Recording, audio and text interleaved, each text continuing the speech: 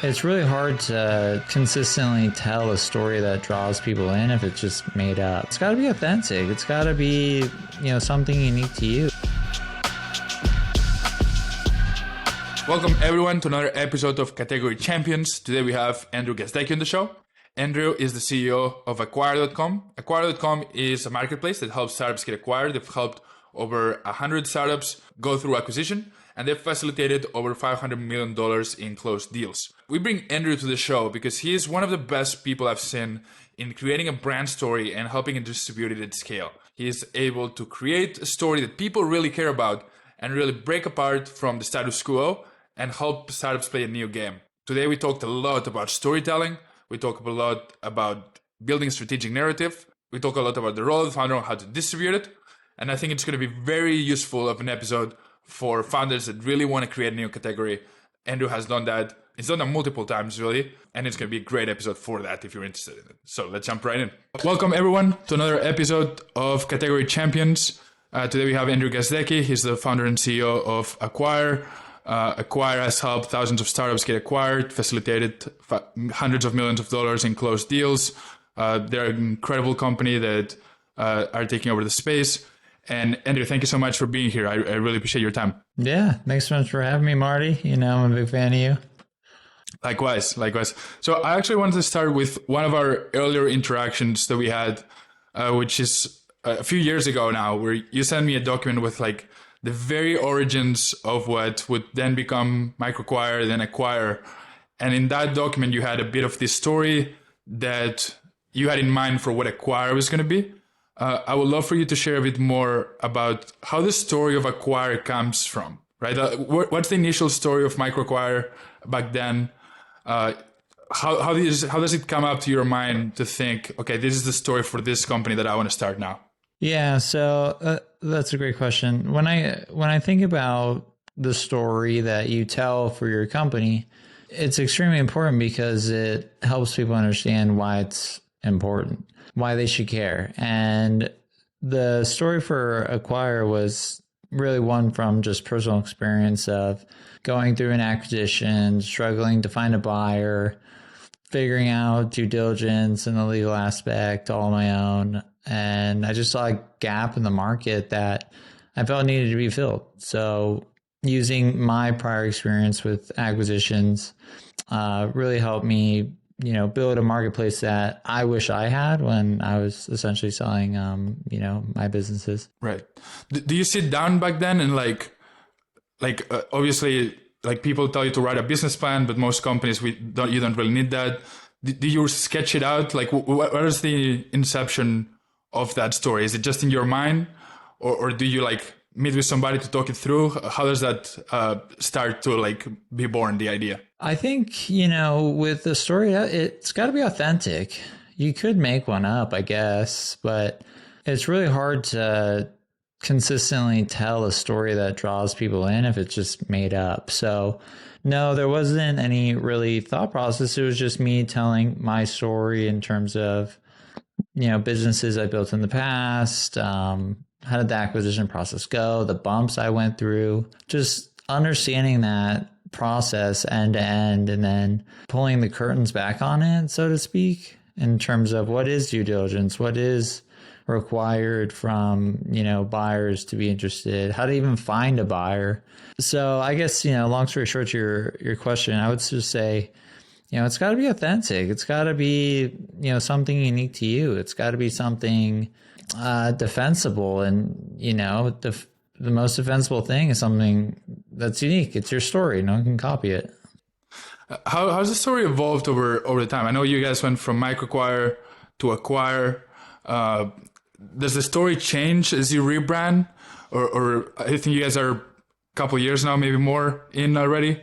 How has the story evolved since that initial idea to what Acquire is right now? In terms of the rebrand, not too much. Our goal has never changed, and it won't change in terms of what we're trying to do. And that's helping founders sell their business, whether it's for, 10K or 10 million. And I think the rebrand has really helped position our business for, companies of all sizes. One of the biggest holdbacks with micro, and I still got MicroAcquire painted behind me as a keepsake. But so micro can mean a lot of things to a lot of people. It can mean tiny, small, little. And the more we talk to customer, and this is maybe a little tidbit of just talking to customers, they didn't know what that meant. They didn't know, was MicroAcquire too small for them? Could we handle multi-million-dollar transactions? The answer was obviously yes, but our brand name didn't necessarily portray that. And so by dropping the micro, I guess if anything, the story evolves from, we don't just sell micro businesses. We aren't here to help you get a micro acquisition. We're here to maximize your acquisition. So that has actually resulted in, we've seen a huge spike in startups submitting, buyers registering, almost every metric across the board. But yeah, long story short, I always felt the micro was a good wedge into the market. You want to start, some businesses start with the biggest customers first. We started with the smallest customers first, and now we're moving, up market naturally and organically. And so dropping micro just made sense.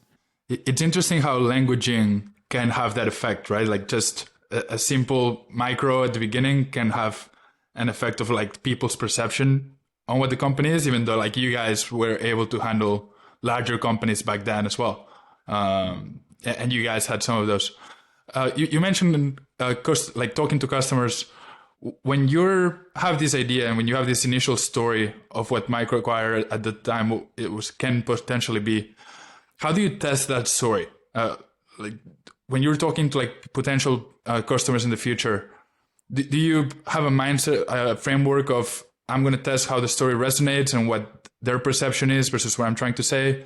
Or how do you make sure that story that in your mind makes total sense because you've been through it also makes sense to other people? Yeah, so with another great question. Great question, Marty. Thanks, man. I prepared. So the way I think that this works best is just understanding your customer. So as an example, I consider myself an entrepreneur. I'm like a startup junkie. I love startups. I love everything about building startups. And so, when you understand your customer that deeply and you essentially are the customer, I think that's when you can really build a story that resonates with people just like you, because you understand them. You're kind of part of their tribe, if you will. It's a little more difficult. Like if I launched, let's say, a company that helped someone in a finance department with a spreadsheet or something like that. Yeah. Like that would be something that we don't want to ever look at. Yeah. Yeah. That's why I always say, the best businesses are built by individuals who've experienced, the problem firsthand, and they can speak to the problem firsthand. And that is essentially, your story, and you can say it authentically and you can say it with, experience and also with enthusiasm. And in terms of my example of like finance people, I don't know anything about finance people. So if I was going to start a company around that and think of what is the narrative, who's the Goliath, how are we positioning ourselves against them as David, it would just be much harder unless I was in finance, which I am not. I love it. One thing that I'm obsessed with are basically storytelling frameworks. So like things that like Disney and Nike have been, and Lord of the Rings and Star Wars, that they've all used kind of similar frameworks to like tell a story. Do you think about the MicroAcquire, when you're thinking about the MicroAcquire story, do you utilize any specific framework, or is it just how naturally it flows to you from your personal experience? Or do you have like an old world, the status quo, a new world, and a change? Or like, is there any frameworks in mind that you work from? Or is it just how it naturally flows for you? Yeah, I think not to the point where it's like a strategy document, like this is our story, don't deviate from this, because it's kind of always evolving. And we tell multiple different types of stories. We tell, your founding story. You tell the story of customers being successful using your product. And I think when you do all that, what you're able to do is give people something to root for, give people something to celebrate, give people something to work towards, a goal. And so that's kind of the ethos of our story, if I'm just kind of thinking out loud about it. But that's what we like to do, is we like to bring our customers along, not just for, why we started, but, how are things going? And that's why, we'll share lots of items just publicly. And we do that for two parts. Number one, it brings transparency to a market where there really wasn't any. And also, it's just a great way to connect with customers on a level they haven't seen before. And that builds trust. And when customers trust you, they end up doing business with you. I love it. When I Googled MicroAcquire competitors, like Flippa, buy and sell business, Empire Flippers, all of these show up. And agency brokers are also there. And obviously you guys do many different things from them. But how much do you compare yourself to them? Or how much attention do you pay to so-called competitors? Is that something that's relevant to you when you're like starting and even now? Or is that something that you try to like not even pay attention to? Yeah, another great question. So me personally, I don't pay too much attention to competition. I'm familiar with all the companies that you mentioned, and they're all great businesses. But what we're trying to do is something completely different. And so if it was apples to apples comparative to our competition, then I think it makes a lot of sense. But what we're trying to do at acquire.com is streamline and standardize and make the entire acquisition process more efficient with advanced, tools like a letter of intent builder, P&L builder, and asset purchase agreement builder, integration with, escrow. This new way to buy and sell companies without anyone in the middle. And, the more you look at competitors, you can easily fall down a trap of, well, they have that feature, we should have it too. That brokerage firm does it this way, we should do it too. But when you're really trying to differentiate to a level that we are, it's usually better if you just kind of, think about I want to build the platform that I wish I had. And before I launched Acquire, I did look at every platform, every brokerage firm, and I didn't feel like any of it, really, supported the founder, educated, founders on the acquisition process, really had any innovation in terms of making the process easier, all favored the buyer. And so just put another way, when I look at competition, they're all going right, and I'm just trying to go left. I'm trying to do the exact opposite of what they're doing. But obviously there's some overlap and some things that, they do better than us, we do better than them, things we both do. But, there's a good quote. You want to be competitor aware, but not competitor obsessed. That can be a huge distraction. Because the last point I'll add too on just thinking about competition is when you focus too much on competition, that's how you kind of naturally build a company that's just maybe marginally better than the competition. And, when you're trying to build something entirely different, you want to focus on differentiation. You want to focus on being different.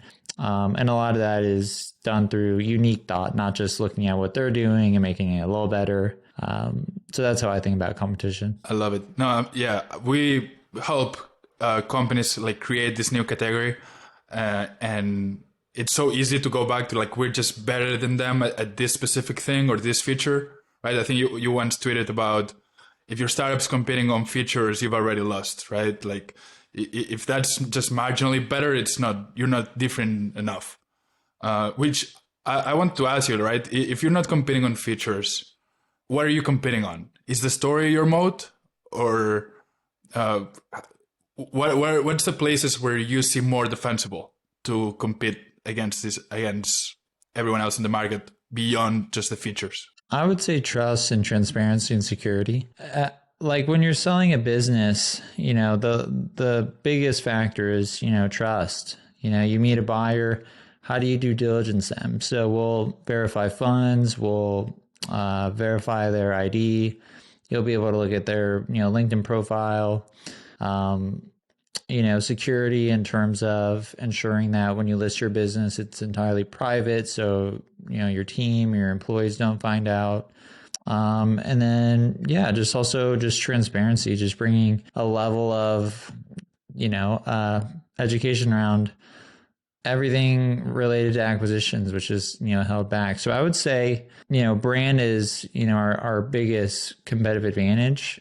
And a big part of that is, trust, security, and transparency. Those are some of our key values. I love it.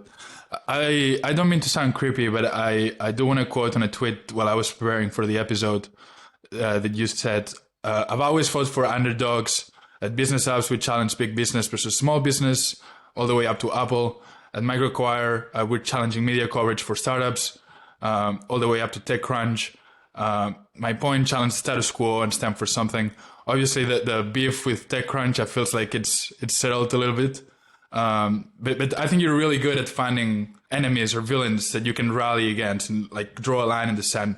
Okay, can you tell me more about how you think about this intentionally creating some opposition where the people that are with you can really be supporting and rallying with you? Obviously, we're talking Twitter, like it's not real beefs and it's not real arguments, but you're really good at creating that enemy to rally against. Can you tell me more about how you intentionally do that? Yeah, I think it's one of my favorite marketing strategies. Like Salesforce did it with.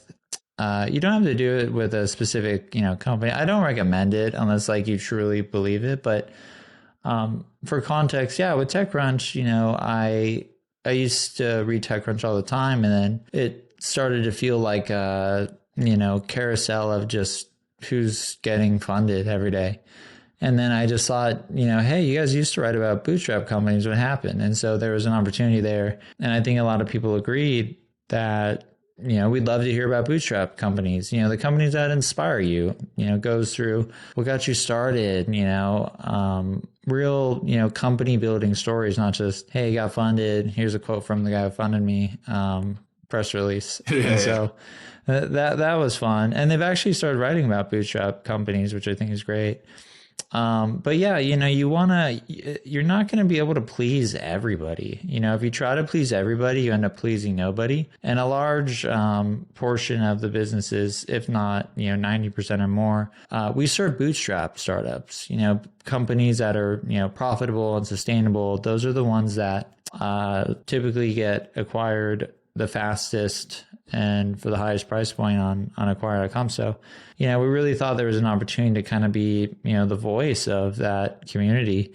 And then at other companies like Bizness Apps, you're a small business, you got a Starbucks down the street with a mobile app that costs $500,000 to build. Well, we can help you compete with these mega brands for, 1/100th of the price. That kind of story invokes emotion and then also helps draw sides in terms of, are you on this side or this side? So at the same time, you do kind of create enemies. Like people will be like, hey, I like that side.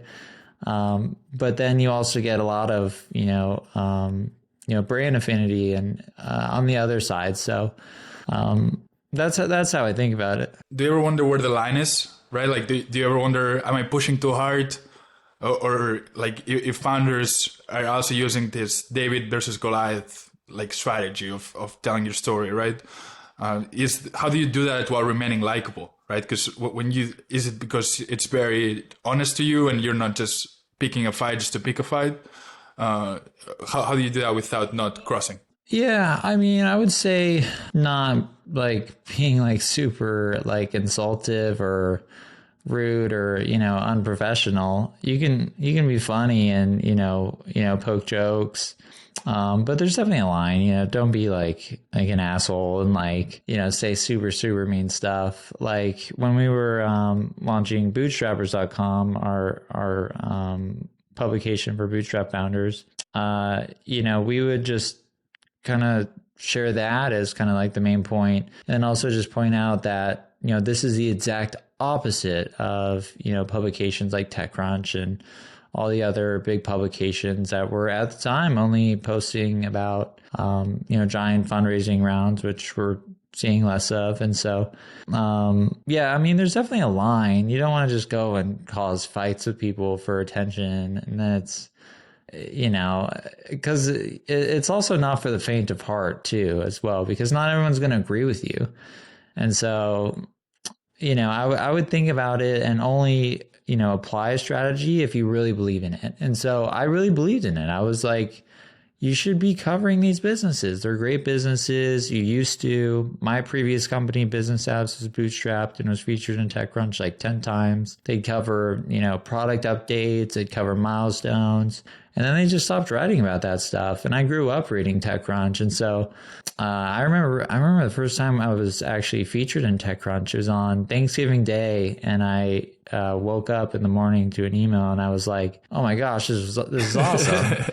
And I would read TechCrunch to learn about, companies before they were funded, when it was like 2 people in a room. And I would go as far as saying, they inspired me to be an entrepreneur. Like, I could do this. And then, fast forward, a decade, you'd read an article, company raises like $200 million. And Great. It's like, I can't relate to that. Yeah. It doesn't motivate me. Like, I'm happy for everyone involved, but can we just get some stories of, companies are just starting out. They're just trying to figure it out, because that's, where, a lot of entrepreneurs are. The vast majority. So I would say the main thing is it's got to be something you believe in. You don't want to just be like, okay, let's diagram out someone to some company or some, like other strategies is like Salesforce, their enemy that they branded was just on-premise software. So you could basically access a CRM in the cloud.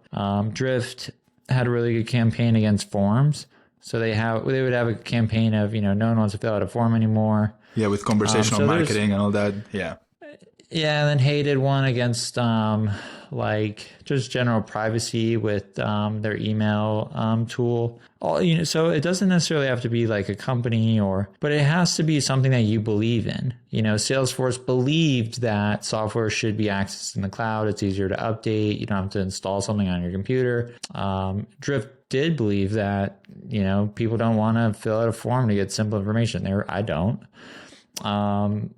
So when you think about it like that and you really believe in the message that you're sending, I think that's the way to do it. Yeah, this is great advice of like, if you don't want to pick a specific company, you can pick a concept, right? Like a way of doing things, a status quo that you think is broken and needs to be different as the enemy versus making it personal. And yeah, one that was kind of personal that, or I'll give you 2 examples of 2 that I wouldn't recommend unless you got to do it. Unless you're going all in. I remember seeing Box take out billboards in San Francisco, basically telling Microsoft they suck. It was like some Microsoft product, and Box would basically take out billboards saying like it's a terrible product.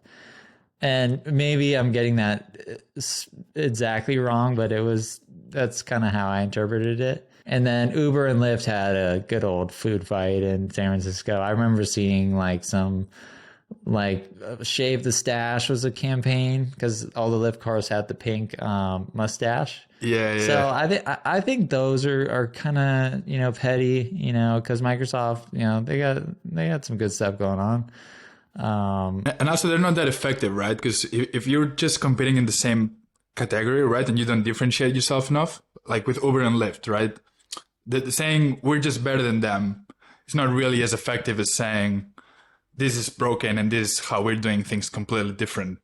It just comes across as insulting the competition versus like actually showing how you're different and showing that you're playing a different game.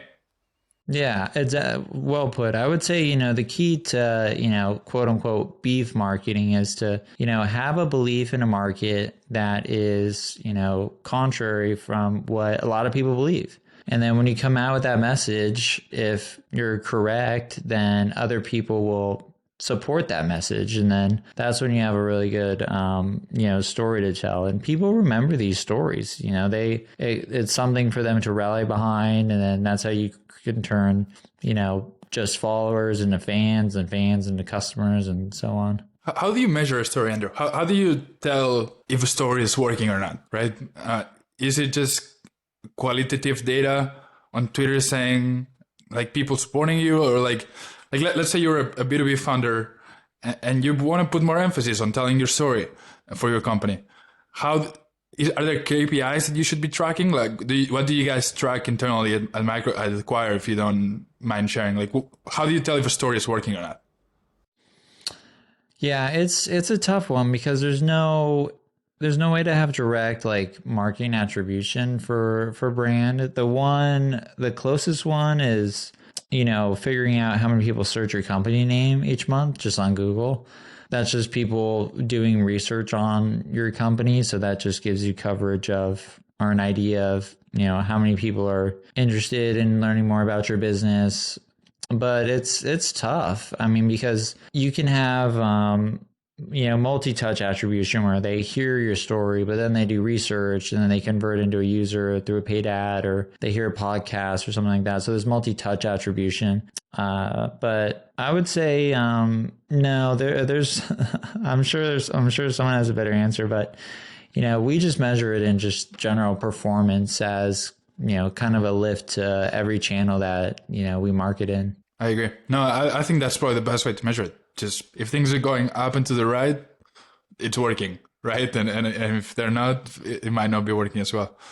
I have just a few more questions. One of them is, what's the role of the founder in telling the story? Should the founder be like, do you see CEOs as just the people that run the company, or do you also see them as the ones responsible to be the face of the story for their company, as like the chief storytelling? Yeah, absolutely. I think today, more than anything today, people want to hear from, like, we moved into like and so there's B2B, business to business, business to consumer. But I think the way I think of things is just human to human, where people want to hear from the leaders of, the business, the CEO, the founder. They want to hear their story. They want to hear updates about the company from them. And I think you can just even test this. You can post something on, a company account on social media comparative to, your personal account, and compare the difference. Yeah, because people, can relate to you. You're a human, and people want to, speak to humans and want to hear from, the brand ambassador of the business. And that role is definitely for the founder, 100%. What if you're a founder and like I talk to them very often about this, and they're like, I have tons of things to do. Now I have to be chief storytelling officer as well. How do you explain to them how crucial this is? I mean, it's what separates you from the pack. I mean, it's what makes you different, and what it informs people what you stand for, what you're about, why they should be excited. To me, I mean, just your brand and your reputation within a market is something that just can't be copied. So if you're a marketer and you're thinking, okay, I don't really know storytelling that well, but I do know, how to set up paid ad campaigns. Well, I could copy your paid ad campaign in a day. I can just look up all the keywords that you're bidding on. I could have similar ad copy written in a day. So it's not like a defensible marketing strategy. And so as you think of your moat, there's multiple ways to build moats, whether it's, network effects, vendor lock-in, how hard is it to switch when using your product, or brand. Brand is, again, people will naturally gravitate towards, because at one point in every market, you tend to see, and I saw this a lot at Bizness Apps, where, you get a lot of competition, and, eventually every company kind of gets the feature parity, because it's also very easy to copy features. It's easy to copy your paid marketing strategies. It's easy to even copy, your long-term content strategy. But the story that you tell, and that, the beliefs and the values that your company has, and, who are you serving and why are you doing it, really resonates with people. And that's what people will remember. No one wants to see an ad. So I guess put another way, I think the startups and businesses that will win the most are the ones that learn how to earn attention rather than just buy it. You can buy a bunch of ads and stuff like that, but when you're able to earn it and people are engaged with whatever content you're putting out or the story that you're telling, I think that's when you really win. Love it. 3 final questions on how to earn that. One way is that you've done that is through podcasting. Can you tell me how podcasting has helped you distribute that story, right? I know that you've interviewed like customers to make them also the protagonist of that story and show their stories. What do you see the role of content, of podcasting specifically within your content strategy? Why is that something that you've been very consistent over the last year and a half, almost 2 years? Honest answer, I just like it. I like coming on podcasts, like chatting it up. And then, I like talking to customers too. So we have a podcast for exited founders, telling their story, learning about how the acquisition went, tips they can share with other founders. But I mean, I always say podcasts are kind of like doing sales at scale. It's where you're able to tell your story. It's listened to maybe even only by like 100 people.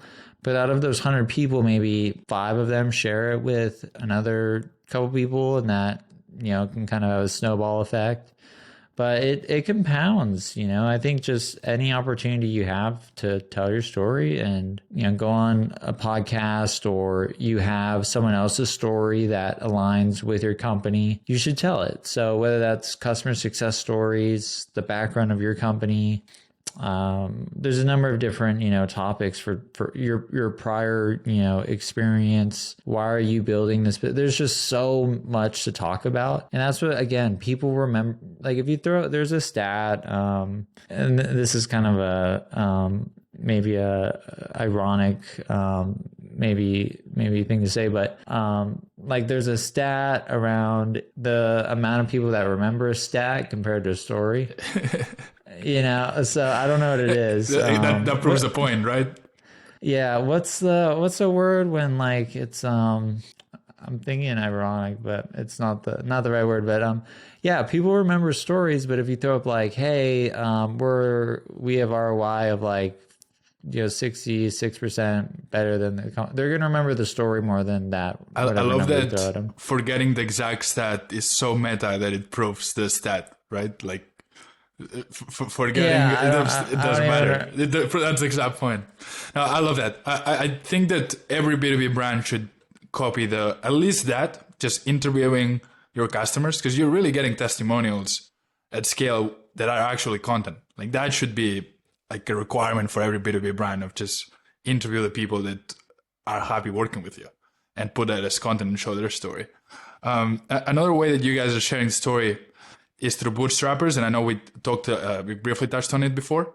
But with bootstrappers.com, when you're thinking about creating something, which is basically a new media company outside of Acquire, why not connect it?